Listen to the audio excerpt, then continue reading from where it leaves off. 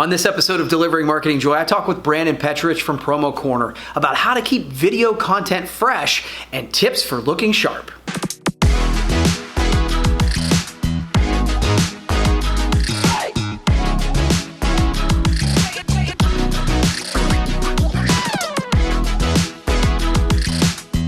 Hey there, and welcome to a brand new episode of Delivering Marketing Joy. I am your host, Kirby Hasseman, and joining me today is a prolific video content creator.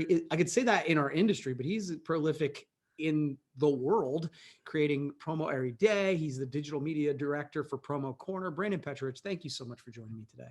Oh, Kirby, thank you so much for having me again. So I went back and looked, and we've been doing this like almost every time there was like a transition in my job, or just if there was just something going on that I felt like I got to get out there. But I was episode 131, 186, 241, and 284. By the way, those are huge numbers, man. Like, people don't understand, like, you see Promo Every Day and it's 800 plus episodes. That's every day. Those numbers are going to add up super fast. Your show's weekly, man. And if we're in the 320s right now, congratulations, man. That's a long time to be running this show. And you've done a really good job of keeping it going. Thank you very much. I appreciate that. That means a lot. So I want to jump in though, talk about some content, because when it comes to video, as I just said, you're one of the most prolific creators in our industry with Promo Every Day. Literally every day you come up with a new piece. So how do you keep it fresh? How do you make it fun for you? So keeping it fresh visually for the viewer, I try to change up lighting every once in a while, as I'm always looking for deals on Amazon or in, secondhand things. There's always a video studio that went out of business and they're selling these lights that are $5,000 for $100. So, I'm always looking for deals like that. And when I find things, I change it. And so I think I really want to do that, be able to go back and do a video of the progression of my lighting from day one until what it is now. So to make it look good, to make it feel fresh, I'm constantly changing up the background too. Actually, I mean, since this is episode number 5 of DMJ, I put a number 5 in the background. I'm always changing up like what's behind me. I think a lot of people focus on the video and the substance of itself, but a lot of times people are watching and say, hey, what was that behind you? Where did you get that? Like, one of my favorite shows that I do is that How Promo is Made. I'm from Colorado. I put a lot of my life right behind me. So if you go back and watch PED, you're going to see a lot of me back there. And then the other thing that I do, and as one of the things I really want to change up for 2021, is I change my clothes every time I record a new episode. Now, in transparency, and I don't think I'm telling any secrets, but I literally batch an entire week in one recording. Yeah. So while I may be changing clothes, I may look a little bit different in each one. That also helps me reset myself and start a new episode every time, so it's always fresh. And then making it fun for myself, it's me. I get to be me. I'm not a character. I'm not a host. I don't have to do anything crazy. I don't have to say anything crazy. I get to be me. And then one of the other things that I love to do, because I try to gear PED specifically to the end user and to the distributor to educate them too, is I try to be as spontaneous and as get the product. And I want that to almost be the first or second time I've ever seen that product. And the reason I want to do is I want to show that same emotion, that same thing that anybody would think about as an end user going through and getting that product for the first time, because that's what they're going to go through, right? I've been in the industry for 16 years. It's one of those things where, I know what a Tervis tumbler is, but how do I show the end user and the distributor and the people watching the video, how do I show them that I'm still excited that this is the 30th time I've filmed this product, right? And so I try to always come at it a completely different way. And that's just, for me, that's the way I like to keep it fresh and fun for myself, is I just try to find a different way to use it. I don't know if so it's kind of funny. I got into ASMR a while back and watching a lot of these like restoration videos and stuff like that. And so for one of the Tervis videos, I literally did that. All I did was record the sounds of a Tervis. I didn't talk. I didn't do anything. I was like, Ooh, that's kind of nice. So Just yeah, something that's kind of fun. how I keep it fun. Yeah, something I think constantly looking at making something different and just looking at it from a different perspective really does help keep things fresh like that. So, I think some people want to get into video or audio or just creating content of any kind, but they struggle to get into it, especially with video and audio, because they don't love hearing or seeing themselves on camera. I think many people struggle with that idea. So, I don't know if you struggled with that either now or when you started, but what advice do you have for people for getting over that? Oh yeah. I mean, you edit a lot of your own content. You Mhm. remember the first time you sat down, and when you edit your own content, you have to watch it Yeah. multiple times. And Yeah. it's just like, oh, is that what I sound like? Is that what I look like? But Yeah. the thing about it is that that is you, and you get to be your own critic too. So you get to change what Mhm. it is. You're in complete control of that person that is on the screen, and Mhm. so just keep going. I think that I've gotten used to hearing my own voice. I mean, let's be real. It takes a little bit of a conceited mentality or a narcissistic mentality to be able to just start it, but at the same time you got to still be able to be a good critic and change who you are, and listen to yourself as you're watching yourself. Mhm. So I think everybody remembers the first time that they did their own voicemail, the first time that they heard a voicemail on somebody else's phone of their own voice, and how cringy that was.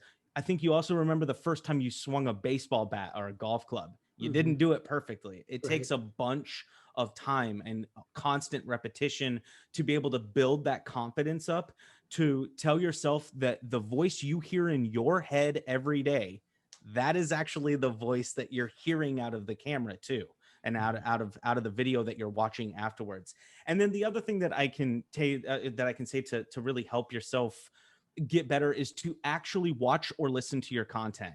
Yeah, I it's fun. can't believe how many people I talk to that record podcasts or videos or something like that, and I'm like, I ask them about what they did, and like, oh man, I don't watch my own content. I'm Mhm. like, yo, like you have to be again. This the whole point of this answer is you are your own.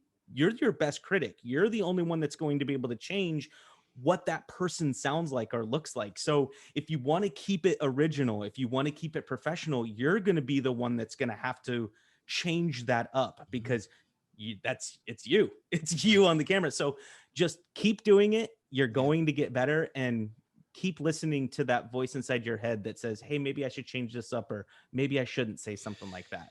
Yeah, I think it's funny. I struggle with that too. I think sometimes because listening to your own content, like I will go back and listen to the podcast version or whatever, and I think in some ways it feels very narcissistic to listen to a podcast of myself, right?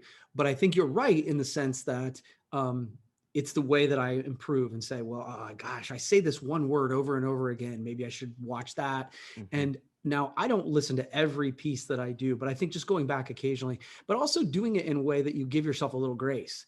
That yeah, you are your own best critic. You're also your own worst critic, right? So Yeah. that like give yourself some grace that the idea is that you're going to improve. Don't beat yourself up about it, right? Cool. And when you get to episode 800 plus or 300 plus in the thing that you're doing, you still have those same thoughts. Like I Yes. still go back and think about that stuff, and I still watch myself when I'm editing, even 800 episodes in. I'm like, oh, Yeah. why did I do that? Why did I say that? Dude, look in the mirror, like fix your beard. Yeah. So Why did I spray myself with pepper spray? yeah. Dude, I don't even want to. I That don't even was want to talk about that episode. This is literally my favorite one of all time. Anyway, all right. Final question for you. We're living on video calls. I actually find that it's a little bit easier to get people to do this because they're a little more used to it. Mhm. And it seems like some people just look great, right? And some people still struggle to use tech and to use it properly. So, what advice do you have for looking sharp so that you're camera ready? Awesome. Well, so I came up with three, and it's the things that I guess I've just kind of done as because we have to get used to looking into that little dot. It's not just for the CIA anymore. That's literally how we're making our living. So, one of the things that I can say is when you're about to get onto a video, show up early. Mm. Show up early because you can talk to the other person check your audio. Do you like the way that my set is? Am I lit? Okay. Is there a shine? Show up early and get the criticism from the host. Most of the time, somebody who is hosting a piece of content has probably done it a few times and has a few little tips or tricks to kind of help you get better with your thing. So show up early and then make the edits before you go live or before you start to record. And then check your want to. You should want to look good. You should want to actually be there, right? If somebody is rushed because you don't really want to do it, so you're coming up with 30 other things that you can do before you do this video, if you are rushed, you're going to look rushed. And if you don't want to be there, people are going to be able to tell that you do not want to be there. Right. So just kind of one of those things where be excited about what you're doing. You get to be on video with somebody. That's really cool. And I got that from a Monday Minute with Kirby Hasseman. Actually, you get to do things. So, and then the last thing is location, location, location. Just like in business, one location is the location of the scene. If you are going to be talking to a bunch of Alcoholics Anonymous, don't be sitting in a bar. Right? So check your scene. If you want to be professional, dress professional, look professional, have a professional background. And I hate to say this to people because I know that they're really getting into it. Virtual backgrounds are horrible. They're distracting. The way that it can't get around you and completely move around you. Stop. Get a decent background, and people want to see where you're at. They want to see the real you, not an edited you. Second location is light.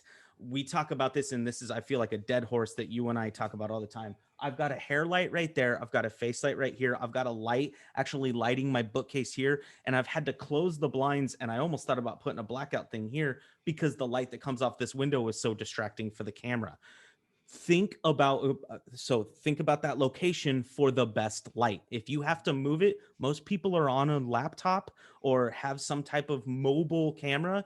Move to a place that has better light that can suit that. And then last is the location for the best sound. Now, obviously, the closer the mic is to your face, you're going to have better sound. But if you're in a huge room, booming room, that echo is going to be picked up, especially if you're using that tiny little microphone on your laptop, or if you're using an external microphone and you're super far away, it's still going to sound like you're super far away.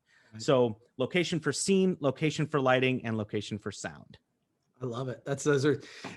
Those are quite honestly, probably as I came up with that question, the answers I hoped you'd give. Right. So that's good stuff, man. Great advice. Awesome. And you've answered my 3 questions, and I give everybody a chance to ask me one question. Do you have one for me? Yes, I do. And in typical Brandon fashion, I don't ask a standard business question. I think we did a like, what was your emergency product the last time? Right. But this one, I want to ask you, if Kirby Hasseman's personality was a camera, a way to film something, what kind of camera would Kirby be? Okay. So in the interest of transparency, I don't always get questions in advance. Brandon was nice enough to give me this one because it is a little out of the box. And I gave a lot of thought to it. And I'm like, I'd love to say that I was like the DJI Osmo Pocket, which is a little tiny guy, which I am, but it's super smooth. I'm not sure I'm that smooth. I would say that I'd like to be a GoPro. Because, action oriented and all that sort of thing. I think I'm getting a little old for that.